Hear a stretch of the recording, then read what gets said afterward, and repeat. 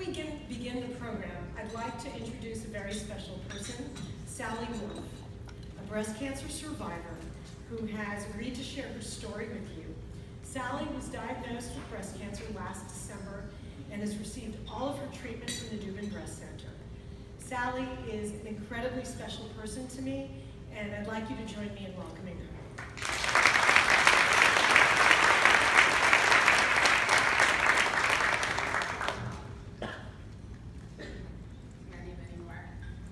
Good morning.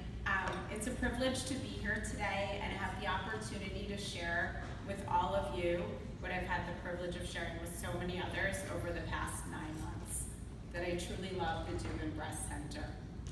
By the time I first walked into Dubin on January 11th, I admittedly thought I knew my plan. 3 weeks earlier, within moments of my diagnosis, I'd received the names of 2 top surgeons, and I already completed my first consult. As I readily advertised to family and friends, I was simply swinging by Mount Sinai for a second opinion.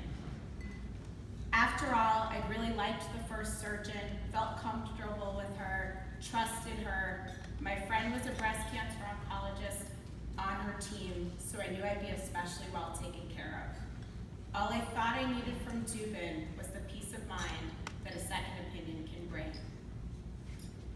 Little did I know the force that is Dr. Elisa Port. Within moments of sitting down in Dr. Port's office, once her team had scrambled to find enough chairs for my entire family, I immediately felt at ease. In the 2 full hours that followed, I'm sure we talked medicine, science, best practices, all of the things that the intellectual and analytical side of me no doubt came prepared to discuss. But what I personally remember most from that first meeting are the little things. Dr. Port calling me sweetie and Sal, touching my hand. I sensed that she genuinely cared about me, not only as a patient, but also as a person.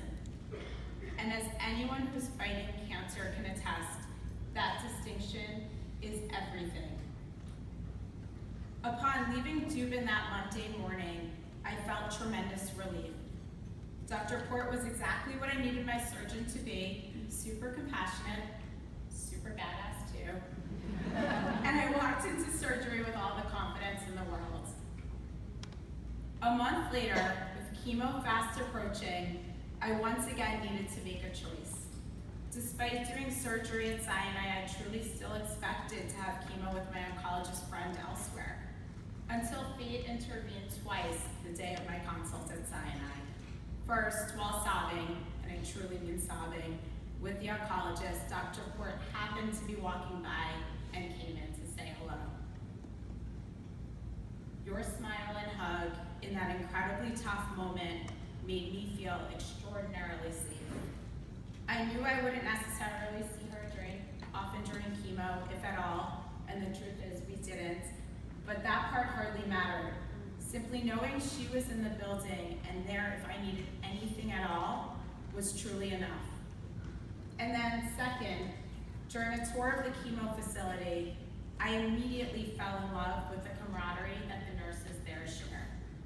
It was around 6 p.m., the end of what was undoubtedly a long day, but even at that hour, I could feel the nurses' tremendous positive energy, laughing together, celebrating one of their birthdays. I left that brief tour smiling through my tears, a new cupcake in my hand, a little newfound peace in my heart, intuitively knowing that, once again, Mount Sinai was without question where I was meant to be treated. Looking back now, I am so grateful that everything worked out the way that it was meant to. Every single person on the Dubin team, in my Dubin family, was incredible. Thoughtful, compassionate, patient, kind, caring. I wouldn't wish breast cancer on anyone, but I truly hope that anyone else destined to walk this path is fortunate enough to have as beautiful an experience as I had, and I continue to have every time I walk into Dubin. Thank you.